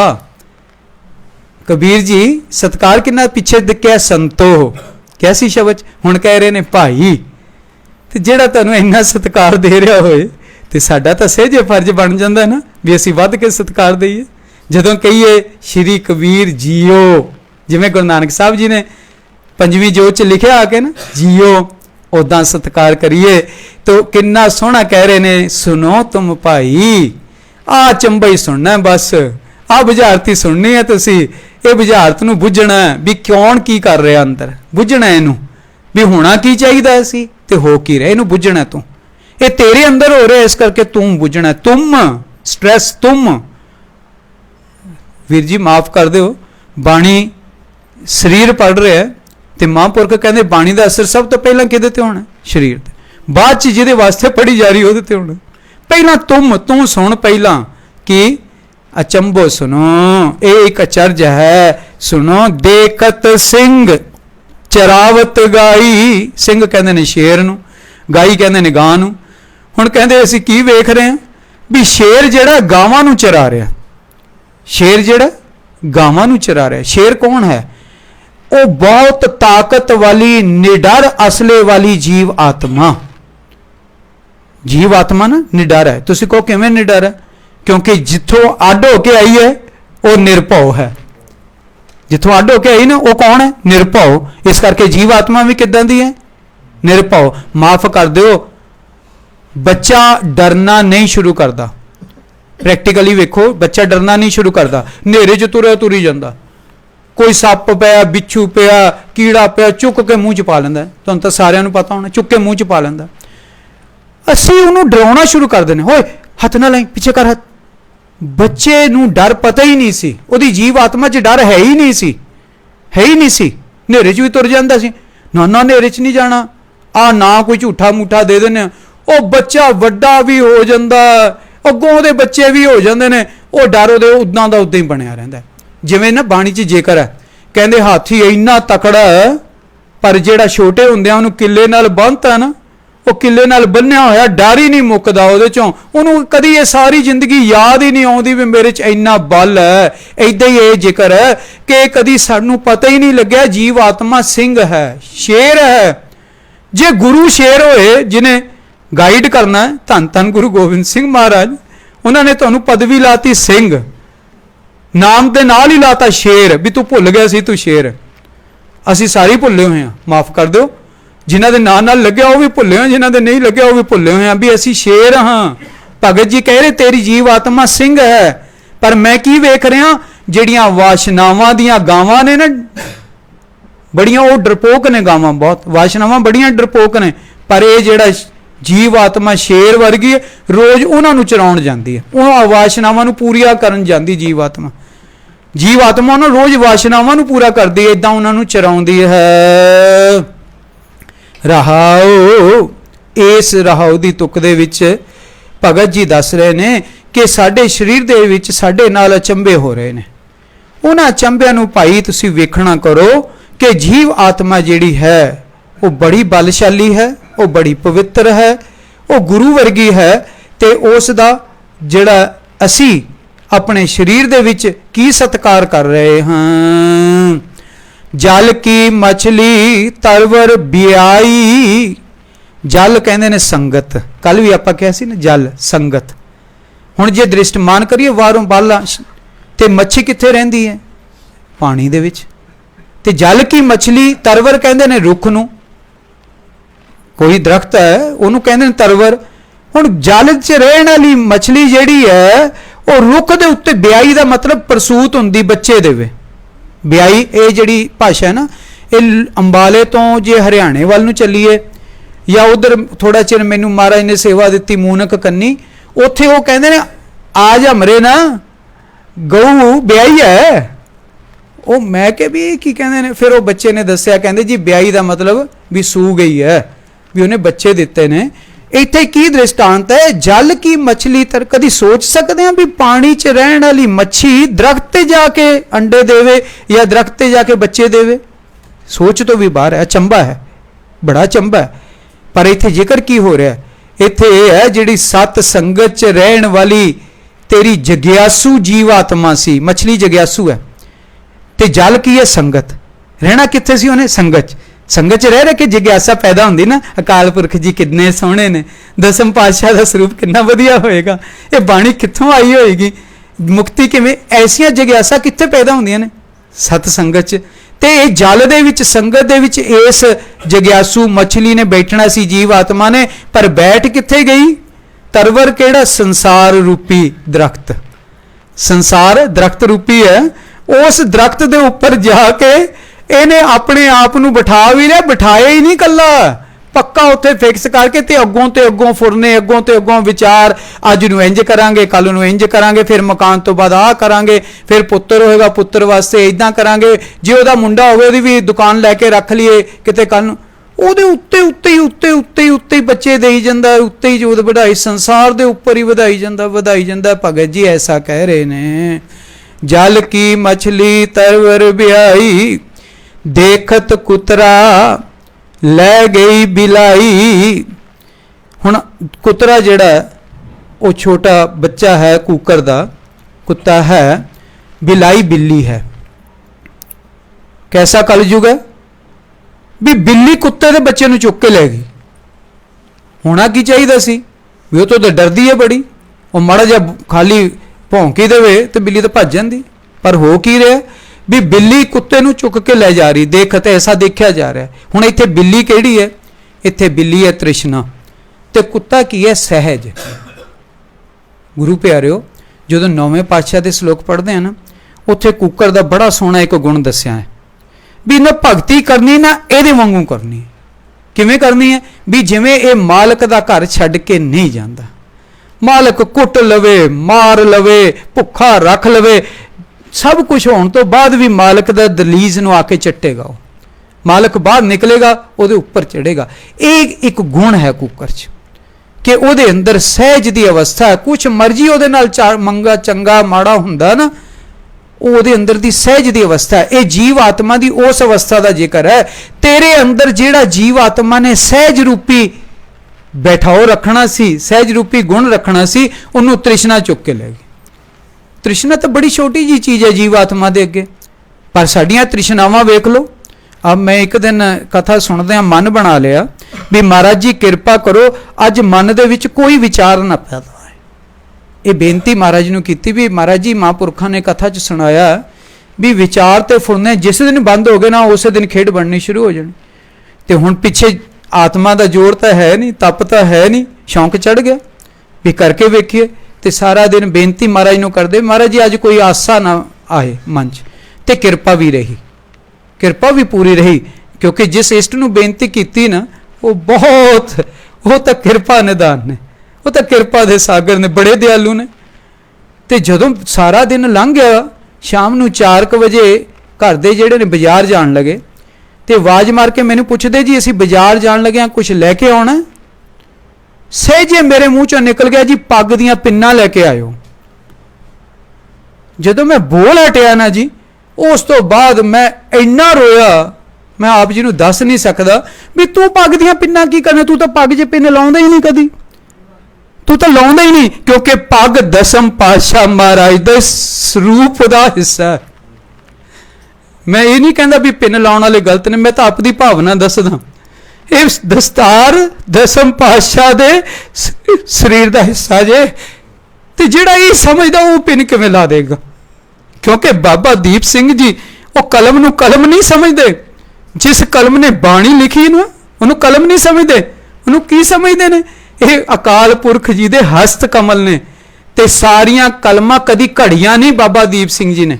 ਇੱਕ ਕਲਮ ਨੇ ਕੰਮ ਕਰਨਾ ਬੰਦ ਕਰਤਾ, ਇਕੱਠੀ ਕਰਕੇ ਰੱਖ ਲਈ, ਨਾਲ ਲਿਖਣ ਸਰ ਸਰੋਵਰ ਦਮਦਮਾ ਸਾਹਿਬ, ਉੱਥੇ ਸਾਰੀਆਂ ਪਾਤੀਆਂ। ਕਦੀ ਕਲਮ ਦੇ ਉੱਤੇ ਚਾਕੂ ਛੁਰੀ ਤੇਜ ਕੁਛ ਨਹੀਂ ਲਾਇਆ ਬਾਬਾ ਦੀਪ ਸਿੰਘ ਜੀ। ਇਹੋ ਜੀ ਹੈ ਇਹ ਦਸਤਾਰ ਦਸਮ ਪਾਤਸ਼ਾਹ ਦੇ ਸਰੀਰ ਦਾ ਹਿੱਸਾ ਜੇ, ਤੇ ਪੱਗ ਪਿੰਨ ਕਿਵੇਂ ਲੱਗ ਜਾਏਗੀ? ਤੇ ਮੈਂ ਬਹੁਤ ਰੋਇਆ ਵੀ ਆਹ ਵੇਖ ਲੈ, ਚਾਹੀਦੀ ਵੀ ਨਹੀਂ ਚੀਜ਼, ਤੇ ਫਿਰ ਵੀ ਬਣ ਗਈ ਨਾ, ਇੱਕ ਤ੍ਰਿਸ਼ਨਾ ਖੜੀ ਹੋ ਗਈ ਵੀ ਆਹ ਚੀਜ਼ ਚਾਹੀਦੀ। ਇਹ ਸਾਡੇ ਵਸ ਨਹੀਂ ਜੇ। ਮੈਂ ਆਪ ਜੀ ਨੂੰ ਇਹ ਦਰਸਾਉਣਾ, ਇਹ ਸਾਡੇ ਵਸ ਨਹੀਂ ਜੇ ਵੀ ਸਾਡੇ ਅੰਦਰ ਆਸਾ ਤ੍ਰਿਸ਼ਨਾ ਨਾ ਪੈਦਾ ਹੋਣ। ਦੋ ਹੀ ਤਰੀਕੇ ਨੇ, ਜਾਂ ਤਾਂ ਉਹਦੀ ਅਪਾਰ ਕਿਰਪਾ ਹੋਏ, ਤੇ ਜਾਂ ਫਿਰ ਬਹੁਤ ਜ਼ਿਆਦਾ ਸਿਮਰਨ ਹੋਏ, ਭਗਤੀ ਹੋਏ, ਉਹਦੇ ਨਾਲ ਆਪ ਦੇ ਆਪ ਹੀ ਸਭ ਕੁਝ ਹੋਏ। ਜਿਵੇਂ ਭਗਤ ਜੀ ਨੇ ਦੱਸਣਾ ਹੈ, ਤਲੇ ਰੇ ਬੈਸਾ ਉੱਪਰ ਸੂਲਾ ਬੈਸ਼ਾ। ਟਾਹਣੀਆਂ ਟਾਹਣੀਆਂ ਹੇਠਾਂ ਆ ਗਈਆਂ ਨੇ, ਤੇ ਜਿਹੜਾ ਮੂਲ ਹੈ ਤਣਾ ਹੈ, ਤੇ ਜਿਹੜਾ ਨੇ ਉਹ ਉੱਪਰ ਨੇ। ਤਲੇ ਰੇ ਬੈਸ਼ਾ, ਟਾਹਣੀਆਂ ਹੇਠਾਂ ਨੇ, ਉੱਪਰ ਸੂਲਾ, ਸੂਲਾ ਅਰਥਾਤ ਜਿਹੜੀਆਂ ਜੜ੍ਹਾਂ ਨੇ, ਤੇ ਉਹਦਾ ਤਣਾ ਹੈ ਉਹ ਉੱਪਰ ਵੱਲ ਨੂੰ ਹੈ। ਤਿਸ ਕੈ ਪੇੜ ਲਗੇ ਫਲ ਫੂਲਾ, ਤਲੇ ਰੇ ਬੈਸ਼ਾ ਉੱਪਰ ਸੂਲਾ। ਜਿਸ ਚੀਜ਼ ਨੇ ਉੱਪਰ ਹੋਣਾ ਸੀ ਉਹ ਹੇਠਾਂ ਹੋ ਗਈ, ਜਿਹਨੇ ਹੇਠਾਂ ਹੋਣਾ ਸੀ ਉਹ ਉੱਪਰ ਹੋ ਗਈ। ਪੁਰਾਣੇ ਸਮੇਂ 'ਚ ਕਹਿੰਦੇ ਸੀ ਵੀ ਹੇਠਲਾ ਉਤਾਂ ਹੋ ਗਿਆ, ਹੇਠਲਾ ਉਤਾਂ ਹੋ ਗਿਆ, ਜਾਂ ਉਤਲਾ ਹੇਠਾਂ ਹੋ ਗਿਆ। ਅਰਥਾਤ ਜੋ ਨਹੀਂ ਹੋਣਾ ਸੀ ਉਹ ਹੋ ਗਿਆ। ਆਕਾਸ਼ ਹੇਠਾਂ ਆ ਗਿਆ, ਧਰਤੀ ਉੱਤੇ ਚਲੇਗੀ। ਅਰਥਾਤ ਇਹ ਜੀਵ ਆਤਮਾ ਨੇ ਉੱਪਰ ਰਹਿਣਾ ਸੀ, ਕਮਾਂਡ ਰਹਿਣੀ ਸੀ ਇਹਦੀ। ਇਹਨੇ ਬਹੁਤ ਉੱਚੀ ਅਵਸਥਾ 'ਚ ਰਹਿਣਾ ਸੀ ਜੀਵ ਆਤਮਾ ਨੇ। ਪਰ ਹੋ ਕੀ ਗਿਆ? ਇਹ ਹੋ ਗਿਆ ਕਿ ਜਿਹੜੀਆਂ ਜੜ੍ਹਾਂ ਨੇ, ਜਿਹੜੀਆਂ ਤ੍ਰਿਸ਼ਨਾਵਾਂ ਨੇ, ਵਿਕਾਰ ਨੇ, ਜਿਨ੍ਹਾਂ ਦੀ ਕੋਈ ਬਹੁਤੀ ਹੋਂਦ ਨਹੀਂ, ਜਿਨ੍ਹਾਂ 'ਚ ਬਲ ਵੀ ਬਹੁਤਾ ਨਹੀਂ, ਉਹ ਸਾਰੀਆਂ ਜਿਹੜੀਆਂ ਨੇ ਅਸੀਂ ਉਹਨਾਂ ਨੂੰ ਵੱਧ ਮਹੱਤਤਾ ਦੇਣ ਲੱਗੇ, ਉਹਨਾਂ ਨੂੰ ਉੱਪਰ ਕਰ ਲਿਆ। ਤੇ ਜਿਸ ਜੀਵ ਆਤਮਾ ਨੇ ਪਰਮਾਤਮਾ 'ਚ ਮਿਲਾਉਣਾ ਸੀ ਸਾਨੂੰ, ਉਹ ਜੀਵ ਆਤਮਾ ਨੂੰ ਅਸੀਂ ਹੇਠਾਂ ਕਰ ਲਿਆ। ਤੇ ਤਿਸ ਕੈ ਪੇੜ, ਇਸ ਦਰਖਤ ਦੇ ਉੱਤੇ ਲੱਗਿਆ ਕੀ? ਉਹੀ ਵਾਸ਼ਨਾਵਾਂ ਨੂੰ ਫਲ ਤੇ ਫੁੱਲ। ਵਾਸ਼ਨਾ ਨੂੰ ਅੱਗੇ ਫਿਰ ਉਹਦੇ ਫਲ, ਫਿਰ ਅੱਗੇ ਫੁੱਲ, ਹੋਰ ਵਾਸ਼ਨਾਵਾਂ, ਹੋਰ ਫਲ। ਇਹ ਅਰਥਾਤ ਭਗਤ ਜੀ ਕਹਿੰਦੇ ਨੇ ਕਿ ਭਾਈ ਜੀਵ ਆਤਮਾ ਨੂੰ ਜਦੋਂ ਉਸ ਰਸਤੇ ਲਿਜਾਵਾਂਗੇ ਤਾਂ ਉਧਰ ਵਧੀ ਜਾਏਗਾ। ਵਾਸ਼ਨਾਵਾਂ ਵੱਲ ਲਿਜਾਵਾਂਗੇ, ਤ੍ਰਿਸ਼ਨਾਵਾਂ ਵੱਲ ਲਿਜਾਵਾਂਗੇ, ਉਧਰ ਲਿਜਾਵਾਂਗੇ, ਮਾਇਕ ਪਦਾਰਥਾਂ ਵੱਲ ਲਿਜਾਵਾਂਗੇ। ਆਪ ਜੀ ਨੂੰ ਸੱਚ ਦੱਸ ਰਹੇ, ਜਦੋਂ ਮਹਾਂਪੁਰਖ ਸੰਥਿਆ ਕਰਾਉਂਦੇ ਸੀ ਨਾ, ਤੇ ਰੋਜ਼ ਇੱਥੇ ਆਉਣਾ ਹੁੰਦਾ ਸੀ, ਉਹਨਾਂ ਦਿਨਾਂ ਦੇ ਵਿੱਚ ਕਦੀ ਜੀ ਨਹੀਂ ਕੀਤਾ ਵੀ ਬਾਜ਼ਾਰ ਜਾਈਏ। ਹੁਣ ਬਾਜ਼ਾਰ ਹੀ ਨਹੀਂ ਜਾਣਾ, ਤੇ ਚੀਜ਼ਾਂ ਵੇਖ ਕੇ ਪੈਦਾ ਹੀ ਨਹੀਂ ਹੋਣਾ ਵੀ ਆਹ ਵੀ ਲੈਣੀ, ਆਹ ਵੀ ਲੈਣੀ, ਆਹ ਵੀ ਲੈਣੀ। ਬੜਾ ਵਧੀਆ ਸਮਾਂ ਸੀ, ਬੜਾ ਚੰਗਾ ਸਮਾਂ ਸੀ, ਕਿਉਂਕਿ ਪੈਦਾ ਹੀ ਨਹੀਂ ਹੋਇਆ। ਸੰਗਤ ਦੇ ਆਉਣ ਦਾ ਲਾਹਾ ਹੋ ਗਿਆ ਕਿ ਨਾ ਜਾਣਾ ਉੱਥੇ ਤੇ ਨਾ ਵੇਖਣਾ। ਤੇ ਹੁਣ ਜੇ ਜਾਵਾਂਗੇ ਤੇ ਵੇਖਾਂਗੇ ਵੀ, ਤੇ ਜੇ ਵੇਖਾਂਗੇ ਤੇ ਫਿਰ ਅੱਗੇ ਇੱਕ ਤ੍ਰਿਸ਼ਨਾ, ਫਿਰ ਉੱਤੇ ਫੁੱਲ, ਫਿਰ ਉਹਦੇ ਫਲ। ਇਦਾਂ ਕਹਿੰਦੇ ਨੇ ਮਹਾਰਾਜ ਸਾਨੂੰ ਕਿ ਭਾਈ ਆ ਜਿਹੜਾ ਹੈ ਕਾਰਜ ਨਹੀਂ ਕਰਨਾ। ਘੋਰੇ ਚਾਰ ਭੈਂਸ ਚਰਾਵਨ ਜਾਈ। ਘੋਰਾ ਮਤਲਬ ਘੋੜੇ ਤੇ, ਭੈਂਸ ਮਤਲਬ ਮੰਦ ਬੁੱਧੀ ਵਾਲੀ ਚੀਜ਼। ਘੋੜਾ ਜ਼ਿਆਦਾ ਐਕਟਿਵ ਹੈ, ਜ਼ਿਆਦਾ ਦਿਮਾਗੀ ਤੌਰ ਤੇ ਵਿਕਸਿਤ ਹੈ, ਸਰੀਰਕ ਤੌਰ ਤੇ ਜ਼ਿਆਦਾ ਵਿਕਸਿਤ ਹੈ ਭੈਂਸ ਨਾਲੋਂ। ਤੇ ਭੈਂਸ ਚਰਾਵਨ ਜਾਈ, ਇਹ ਘੋੜੇ ਦੇ ਉੱਤੇ ਚੜ ਕੇ ਮਨ ਸਵਾਰ ਹੋ ਕੇ, ਮਨ ਪਵਨ ਦੇ ਉੱਤੇ ਸਵਾਰ ਹੁੰਦਾ। ਕਿਹੜੇ ਘੋੜੇ ਤੇ ਸਵਾਰ ਹੁੰਦਾ? ਪਵਨ ਤੇ ਸਵਾਰ ਹੁੰਦਾ। ਸਾਡੇ ਅੰਦਰ ਪਵਨ ਹੈ ਨਾ, ਵਾਯੂ ਹੈ ਨਾ, ਉਹਦੇ ਤੇ ਮਨ ਸਵਾਰ ਹੁੰਦਾ। ਤੇ ਮਨ ਮਧੂਸੂਦਨ, ਇਹ ਵੀ ਭਗਤਾਂ ਨੇ ਲਿਖਿਆ ਕਿ ਮਨ ਵਰਗਾ ਦੇਵਤਾ ਵੀ ਕੋਈ ਨਹੀਂ ਜੇ।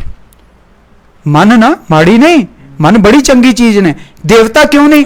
ਜੇ ਮਨ ਇਹ ਸੋਚ ਰਿਹਾ ਮੈਂ ਹੇਮਕੁੰਟ ਸਾਹਿਬ ਦਰਸ਼ਨ ਕਰਨੇ ਨੇ ਤੇ ਉੱਥੇ ਮੱਥਾ ਟੇਕਣਾ, बैठे मन चौंकड़ा ला के, ते मन ये कह रहे, मन के पिछे विचार किहड़े चल रहे हैं, विचार मन दे चल रहे हैं भी सचखंड हेमकुंड साहब या कथा हो रही है तो उत्थे मेरी हाजरी लग जाए, मेरा ध्यान उत्थे चला जाए। बैठा उत्थे है, उत्थे बैठा बैठा विचार ये बना के ते मत्था टेक रहा है। मन एडा शक्तिशाली है भी ना उत्थे जाना पिया ना उत्थे पहुंचा, ये तो हवा तो पहला उत्थे पहुंच गया। मन मन दे अगे विचार किहड़े लगे ने, चंगे लगे ने, फोर्स किहड़ी लगी है, चंगी लगी है, तो मन फटाफट लै गया। होर कोई चीज़ ऐसी है नहीं जिहड़ी फटाफट लै जाए। तो इत्थे उहदा जिक्र है कि तू तो पवन दे उत्ते सवार सी मन, तैनूं तां इन्नी शक्ति दित्ती सी कि तू उहदे ते सवार हो के ते जीव आत्मा नाल उड़ा के ले जाना सी, नाल सवारी कराउणी सी जीव आत्मा नूं। मन नूं कहा भी तू घोड़े वांगू मन अपने दे उत्ते सवार किहनूं कराउणा, जीव आत्मा नूं, तेनू लै जाना सी नाल। चल रे बैकुंठ तुझे लै तारूं, भी चल तेनू लै जा मैं सचखंड, तेनू चल दर्शन करावां। उत्थे ले जाना सी, पर कर की रहा, ये भैंस चरावन जाई।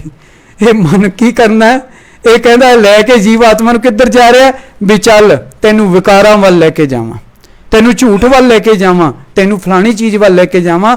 ये इधर नूं ले जा रहा है। बाहर बैल गौन घर आई, बैल भी धीरज नूं कहा क्योंकि धीरज रूपी बैल है।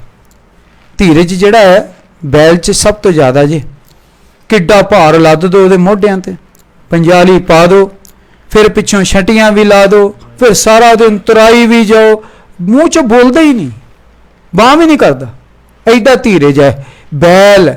धीरज है। गौन घर आई तृष्णा दी छट, तृष्णा दी छट कट्ठी कीती हुई वो घर दे अंदर आ गई, ते जिहड़ी चीज़ ने अंदर रहना सी, धीरज ने जीव आत्मा दे अंदर रहना सी, वो कित्थे चली गई, वो बाहर चली गई, वो विसर गई सानू। बाहर का मतलब विसर गई, धीरज सानू विसर गया, ते साडे अंदर की आ गई है, तृष्णा दी लट आ गई है। कहत कबीर जो इस पद बूझा, जेड़ा इस पदा आ जेड़ा उपर पदा है ना, जेड़ा इस अवस्था नू बुझ लवे, गुरु प्यारिओ शुकराना करिए। संगत च बैठे हो, रोज संगत च आउंदे हो, महापुरखां नाल, बाणी नाल, धन गुरु तेग बहादुर साहब दे स्थानां नाल, ऐसे कामल गुरु नाल जुड़े हो तां बुझारतां छेती समझ आ गईयां। जेड़ा कदी संगत दे नेड़े ना आया होए उहनूं कदी ये सुणायो भी दस भी कदी जल दी मछली उत्ते अंडे दे सकदी, वो कहेगा कैसियां गल्लां करदे हो तुसीं, कैसियां गल्लां करदे हो। इस पद बूझै, ये जिहड़ी अवस्था कोई बुझ लवे, आ पद कहंदे ने अवस्था नूं, जीव आत्मा दी इस अवस्था नूं कोई बुझ लवे, कबीर जी कहंदे राम रमत तिस सब किछ सूझे। किवें बुझेगा इस अवस्था ते, किवें पहुंचेगा, किवें इदां दीयां बुझारतां बुझेगा। राम रमत वाहिगुरू वाहिगुरू, बस बैठा करी जा, आ बुझारतां अपने आप समझ आउणियां शुरू हो जाणगियां, सब किछ सुझे अंदरों सुझना शुरू हो जाएगा। 22 चौपदे तथा पंचपदे, चौपदे पिछे आपां पढ़े ने, पंचपदे पढ़े ने, उन्हां दी कुल गिणती नाला देखो 22 लिखी हुई है। पहला आपां पिछे पढ़िया सी जिथों पिछे सिरलेख सी कि 9 जेड़े ने, आपां पिछे देखिए दर्शन करिए, आसा श्री कबीर जी के पंचपदे 9 पढ़िया सी ना। 9 तो गिणती वो है, पंज पदियां की गिणती है, 9 इत्थे 9 शब्द ने पंज पदियां वाले, ते हुण तक कुल चौपदे जेड़े ने अते पंच पदे किन्ने हो गए ने, हुण तक 22 हो गए ने।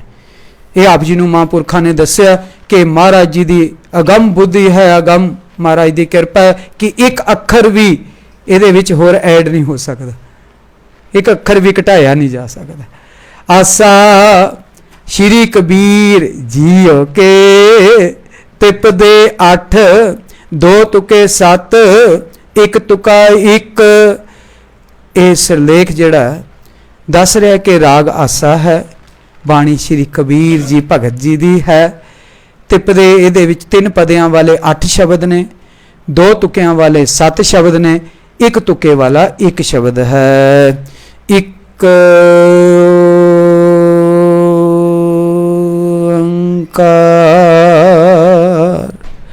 सतगुर प्रसाद, वो परमात्मा एक है।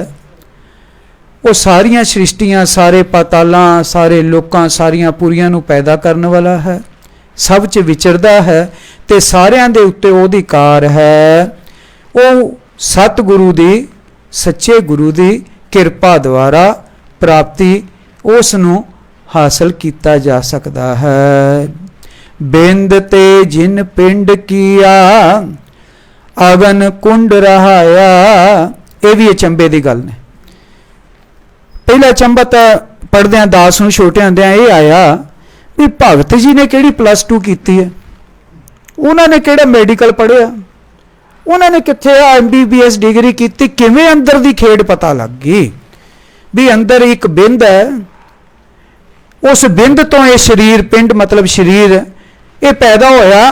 तो हुण सब तो अचंबे वाली गल जे कि पेट की अगन नूं जठर अगन कहा, ते लिखिया वड्डे वड्डे धर्म ग्रंथां च कि सूरज की अग्नि तो कई गुणा वध इहदा असर जे।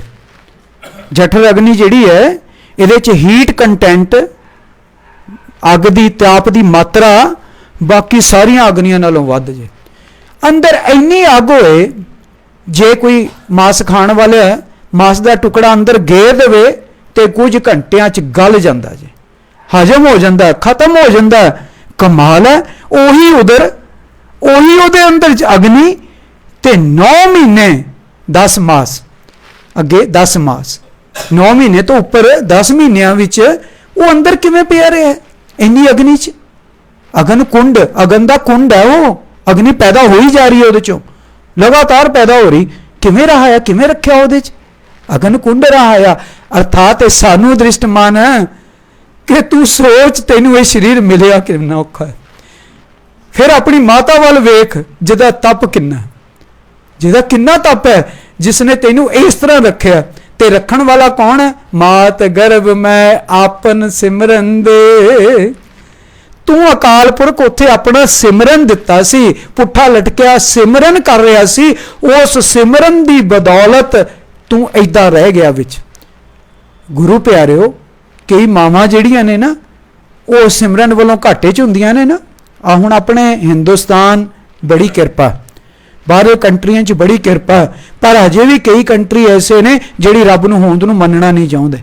ते उत्थे जिहड़ियां मावां जदों अंदर पेट च बच्चा हुंदा, जन्म हुंदा ना, तां वेखिओ शरीर दे उत्ते स्कैच जिहड़े ने जलन दे दाग पे हुंदे ने, इत्थे इत्थे इत्थे इत्थे इत्थे। इहदा मतलब भी अंदर किते किते सिमरन टुटिया, आत्मा का, जीव आत्मा का, चाहे घनी जिना भी टुटिया, पर जिन्ना चिर टुटिया उन्ना चिर सिख लग गया। ये तो इत्थे किरपा है, सारे पासे अकाल दियां धुनां ने, सारे पासे राम नाम है, ते तां मां भी सिमरन कर रही है, अंदर जिहड़ी जीव आत्मा लटकी वो भी सिमरन कर रही है। ये ओहदा प्रताप है कि तू अगन कुंड दे विच रह गया। बिंद ते जिन पिंड, पिता दे बिंद तो जिन पिंड किया, तेरा शरीर एक इन्ना क छोटे जे हिस्से तो, बूंद वर्गे हिस्से तो एडा वड्डा शरीर पैदा, किड्डी वड्डी करामात कर सकता कोई? तुझ बिन कौन करे, तेरे तो बिना कर सकता कोई? एडे कि छोटे जे बिंद तो एडा वड्डा शरीर, ते फिर उन्होंने रखिया भी कित्थे? ऐसी जठर अग्नि अगन कुंड रहाया 10 मास 10 महीने। दास नूं थोड़ी जी सोझी आई है कि जदों किसी महाराज जी के तप स्थान पर जाईदा ना, तो उत्थे लिखिया हुंदा 9 महीने 13 दिन। जे आपां बेर साहब जाइए सुल्तानपुर लोधी, तो थले गुरु नानक साहब जी का तप स्थान है, उत्थे लिखिया भी गुरु नानक साहब जी इत्थे अमृत वेले वेही नदी चो इशनान करके ते चौंकड़ा लाउंदे रहे ने 9 महीने 13 दिन। गुरु तेग बहादुर साहब महाराज ने अथाह तप किया, शरीर की पूरी बनावट बन के शरीर जन्म लै ले, इनू 9 महीने 13 दिन लगने चाहिए ने, जो कुदरत वालों है, जो प्रिस्क्राइब्ड है वो ये है। वो सोझी ये है कि 9 महीने 13 दिन लगने, 10वां महीना शुरू होना चाहिए, उपर होना चाहिए, फिर तो वो जीव आत्मा परफेक्ट आएगी, क्योंकि वह सिमरन पूरा हो गया अंदर। जिहड़ा उन्हें इस देही का देना सी, जो कीमत देनी सी, वो अंदर पूरी कर ली उन्हें। पर जे किते पहला आ गया, फिर या मां नूं देना पेगा या उन्होंने देना पेगा, लेखा तो देना ही पेगा, लेखा तो देने पेगा, या मां नूं पाठ करने पैणगे ਜਾਂ ਕਿਸੇ ਹੋਰ ਪੁੱਤਰ ਨੂੰ ਉਹਨੂੰ ਕਰਨੇ ਪੈਣਗੇ। ਉਹ ਲੇਖਾ ਤਾਂ ਸਰੀਰ ਦਾ ਦੇਣਾ ਹੈ, ਜਿਹੜਾ ਤੂੰ ਲੇਖਾ ਲੈ ਕੇ ਸਰੀਰ ਲੈ ਕੇ ਆਇਆ। ਆਪਾਂ ਛੋਟੀ ਜੀ ਚੀਜ਼ ਖਰੀਦ ਕੇ ਲਿਆਈਏ ਤੇ ਅਗਲੇ ਨੂੰ ਕਹੀਏ 10 ਰੁਪਏ ਕੱਲ ਦੇਵਾਂਗੇ, ਉਹ ਦੇਣੇ ਪੈਣੇ ਨੇ। ਤੇ ਜੇ ਸਾਰੇ ਇਕੱਠੇ ਦੇ ਆਏ ਤਾਂ ਚਲੋ ਨਿਬੜ ਗਿਆ। ਤੋ ਇੱਥੇ 10 ਮਾਸ ਮਾਤਾ ਉਧਰ ਰੱਖਿਆ। 10 ਮਾਸ ਦਾ ਜ਼ਿਕਰ ਨਾ ਬੜੀ ਵਾਰੀ ਗੁਰਬਾਣੀ ਚ ਆਇਆ। ਜਦੋਂ ਆਪਾਂ ਪੜ੍ਹਦੇ ਹਾਂ ਧੰਨ ਗੁਰੂ ਹਰਗੋਬਿੰਦ ਸਾਹਿਬ ਜੀ ਦੇ ਆਗਮਨ ਪੁਰਬ ਤੇ ਸ਼ਬਦ, ਸਤਿਗੁਰ ਸਾਚੇ ਦੀਆ ਭੇਜ ਚਿਰ ਜੀਵਨ ਉਪਜਿਆ ਸੰਜੋਗ, ਉਧਰੇ ਮਾਏ ਆਏ ਕੀਆ ਨਿਵਾਸ, ਮਾਤਾ ਕੇ ਮਨ ਬਹੁਤ ਵਿਗਾਸ, ਜੰਮਿਆ ਪੂਤ ਭਗਤ ਗੋਬਿੰਦ ਕਾ, ਪ੍ਰਗਟਿਆ ਸਭ ਮੈਂ ਲਿਖਿਆ ਤੁਰ ਕਾ। ਦਸੀ ਮਾਸੀ 10 ਮਹੀਨਿਆਂ ਤੋਂ ਬਾਅਦ 10 ਮਾਸੀ ਹੁਕਮ ਬਾਲਕ ਜਨਮ ਲਿਆ। तो 10 ਮਹੀਨਿਆਂ ਦਾ ਜ਼ਿਕਰ ਹੈ ਕਿ 10 ਮਹੀਨੇ ਤੈਨੂੰ ਮਾਂ ਨੇ ਆਪਣੇ ਪੇਟ ਚ ਉਧਰ ਪੇਟ ਰੱਖਿਆ, ਬਾਹਰ ਲਾਗੀ ਮਾਇਆ। ਇੰਨੀ ਪ੍ਰੈਕਟਿਸ ਤੇਰੀ ਅਕਾਲ ਪੁਰਖ ਨੇ ਅੰਦਰ ਕਰਾਈ। ਮੈਂ ਨਾ ਕਈ ਵਾਰੀ ਸਵੇਰੇ ਪ੍ਰੇਅਰ ਚ ਬੱਚਿਆਂ ਨੂੰ ਕਹਿਣਾ ਵੀ ਤੁਹਾਨੂੰ 12 ਸਾਲ ਅਸੀਂ ਪ੍ਰੇਅਰ ਕਿਉਂ ਕਰਾਉਂਦੇ ਹਾਂ ਸਵੇਰੇ। ਸਭ ਤੋਂ ਪਹਿਲਾਂ ਸਕੂਲ ਚ ਆਉਂਦੇ ਸਰ ਕਹਿੰਦੇ ਰੱਬ ਦਾ ਨਾਮ ਲਓ, ਖੜੇ ਹੋ ਜਾਓ, ਜੋ ਮੰਗੇ ਠਾਕੁਰ ਆਪਣੇ ਤੇ ਸ਼ਬਦ ਪੜੋ। ਕਿਉਂ ਕਰਾਉਂਦੇ 12 ਸਾਲ? ਕਿਉਂ ਹਫਤੇ ਦੇ 6 ਦਿਨ ਕਿਉਂ ਕਰਾਉਂਦੇ ਆ? ਤਾਂ ਕਿ ਜਿਸ ਦਿਨ ਤੁਸੀਂ ਘਰ ਐਤਵਾਰ ਰਹੇ ਹੋ ਨਾ, ਉਸ ਦਿਨ ਵੀ ਸਵੇਰੇ ਤੁਸੀਂ ਕਰੋ, ਤੁਹਾਨੂੰ ਪ੍ਰੈਕਟਿਸ ਹੋ ਜੇ ਵੀ 6 ਦਿਨ ਕਰਾਈ ਹੈ, 7ਵੇਂ ਦਿਨ ਆਪਣੇ ਆਪ ਕਰਨੀ ਹੈ। 12 ਸਾਲ ਕਰਾਈ ਹੈ, 12 ਸਾਲ ਤੋਂ ਬਾਅਦ ਮੈਂ ਕਾਲਜ ਜਾਣਾ ਹੈ, ਰੋਜ਼ ਸਵੇਰੇ ਉੱਠ ਕੇ ਪਹਿਲਾਂ ਜਾਣ ਤੋਂ ਪਹਿਲਾਂ ਪੜਨ ਤੋਂ ਪਹਿਲਾਂ ਕੀ ਕਰਨੀ? ਪ੍ਰੇਅਰ ਕਰਨੀ। ਪਰ ਮਾਫ ਕਰ ਦਿਓ, ਤੁਸੀਂ ਵੀ ਸਕੂਲਾਂ 'ਚ ਪੜ੍ਹੇ ਹੋ, ਮੈਂ ਵੀ ਪੜ੍ਹਿਆ, ਅੱਗੋਂ ਪੜ੍ਹਾ ਵੀ ਰਿਹਾ। ਜਿੰਨੇ ਦਿਨ ਉੱਤੋਂ ਟੀਚਰ ਕਰਾ ਰਿਹਾ ਉਨੇ ਦਿਨ ਹੋ ਰਹੀ ਹੈ, ਜਿਸ ਦਿਨ ਉਹਨੇ ਨਹੀਂ ਕਰਾਇਆ ਉਸ ਦਿਨ ਨਹੀਂ ਹੋਈ। ਤੋ ਇਹ 10 ਮਹੀਨੇ ਤੈਨੂੰ ਅੰਦਰ ਰੱਖ ਕੇ ਅਕਾਲ ਪੁਰਖ ਨੇ ਦੱਸਿਆ ਸੀ ਵੀ ਜਿਵੇਂ ਇੱਥੇ ਪੁੱਠਾ ਲਟਕ ਕੇ ਸਵਾਸ ਸਿਮਰਨ ਕਰ ਰਹੇ ਆ ਨਾ, ਉਦਾਂ ਹੀ ਬਾਹਰ ਜਾ ਕੇ ਕਰਨਾ। ਪਰ ਬਾਹਰ ਆ ਕੇ ਕੀ ਹੋ ਗਿਆ? ਬਾਹਰ ਲੱਗੀ ਮਾਇਆ। ਬਾਹਰ ਆ ਕੇ ਤੈਨੂੰ ਉਹਦੀ ਮਾਇਆ ਰੂਪ ਨੇ ਇੰਨਾ ਭੁਲਾਤਾ ਵੀ ਤੂੰ ਹੁਣ ਭੁੱਲ ਗਿਆ ਵੀ ਤੂੰ ਸਵਾਸ ਜਪਣਾ ਹੈ। ਪ੍ਰਾਣੀ ਕਾਹੇ ਕੋ ਲੋਭ ਲਾਗੇ, ਰਤਨ ਜਨਮ ਖੋਇਆ। ਭਗਤ ਜੀ ਕਹਿੰਦੇ ਹੇ ਪ੍ਰਾਣੀ, ਪ੍ਰਾਣੀ ਕਹਿੰਦੇ ਨੇ ਜਿਹਦੇ ਅੰਦਰ ਪ੍ਰਾਣ ਹੋਣ, ਅਰਥਾਤ ਜਿਉਂਦੇ ਨੂੰ ਜ਼ਿਕਰ ਹੈ। ਇਹ ਉਪਦੇਸ਼ ਜਿਉਂਦਿਆਂ ਨੂੰ ਹੈ। ਜਿਉਂਦੇ ਦਾ ਮਤਲਬ ਸਰੀਰ ਤੋਂ ਜਿਉਂਦਿਆਂ ਨਹੀਂ, ਜਿਉਂਦੇ ਮਤਲਬ ਜਿਹੜੇ ਆਤਮਿਕ ਤੌਰ ਤੇ ਜਿਉਂਦੇ ਨੇ ਉਹਨਾਂ ਨੂੰ ਸੰਬੋਧਨ ਹੈ। ਜਿਹੜੇ ਕਿਤੇ ਕਿਤੇ ਹਜੇ ਜਿਉਂਦੇ ਨੇ, ਕਿਤੇ ਕਿਤੇ ਰੱਬ ਦੀ ਚੇਸ਼ਟਾ ਹੈ, ਕਿਤੇ ਕਿਤੇ ਪ੍ਰੇਮ ਹੈ, ਉਹਨਾਂ ਨੂੰ ਸੰਬੋਧਨ ਪ੍ਰਾਣੀ। ਕਾਹੇ ਕੋ ਲੋਭ ਲਾਗੇ, ਕਿੰਨਾ ਸੁਣੇ, ਕਾਹੇ ਕੋ ਲੋਭ ਲਾਗੇ, ਭਾਈ ਕਿਉਂ ਲੱਗੇ?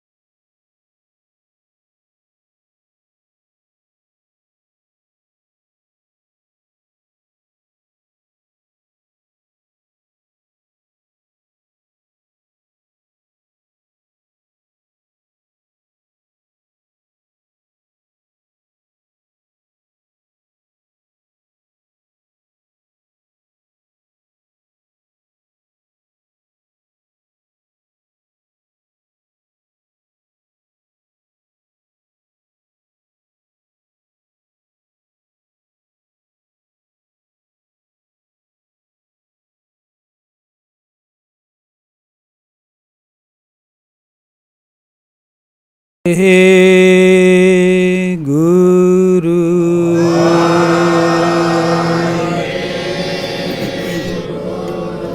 वाहे गुरु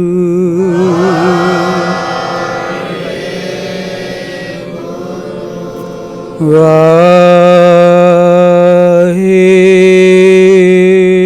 गुरु वाहे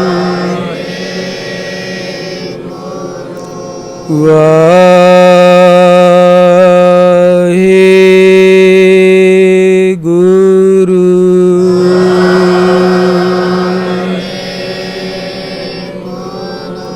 वाहे गुरु वाहे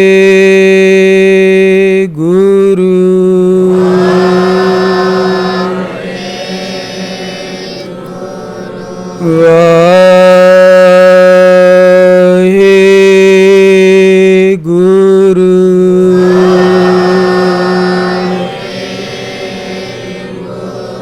वाहे गुरु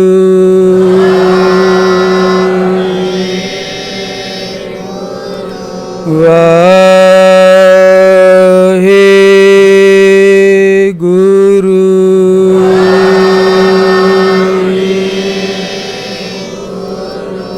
वाहे गुरु वाहे गुरु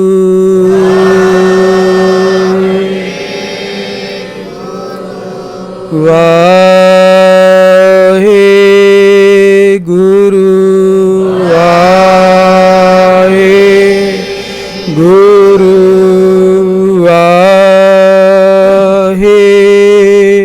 गुरु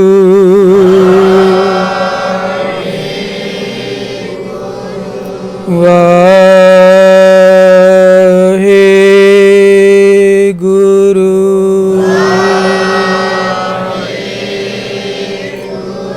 वाहे गुरु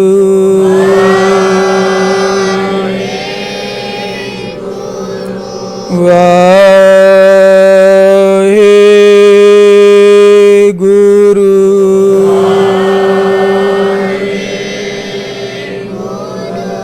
वाहिगुरु जी का खालसा वाहिगुरु जी की फतेह।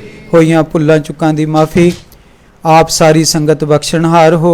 महाराज जी दी बाणी अगाध बोध है। आप जी समत दे के सिर हथ रख के महाराज बाणी दियां आप विचारां कराउणा। सही गुरमुख प्यारे मेलना जिन्हां मिलिया आप जी दा नाम चितावे। नानक नाम तेरे भाणे सरबत। वाहिगुरु जी का खालसा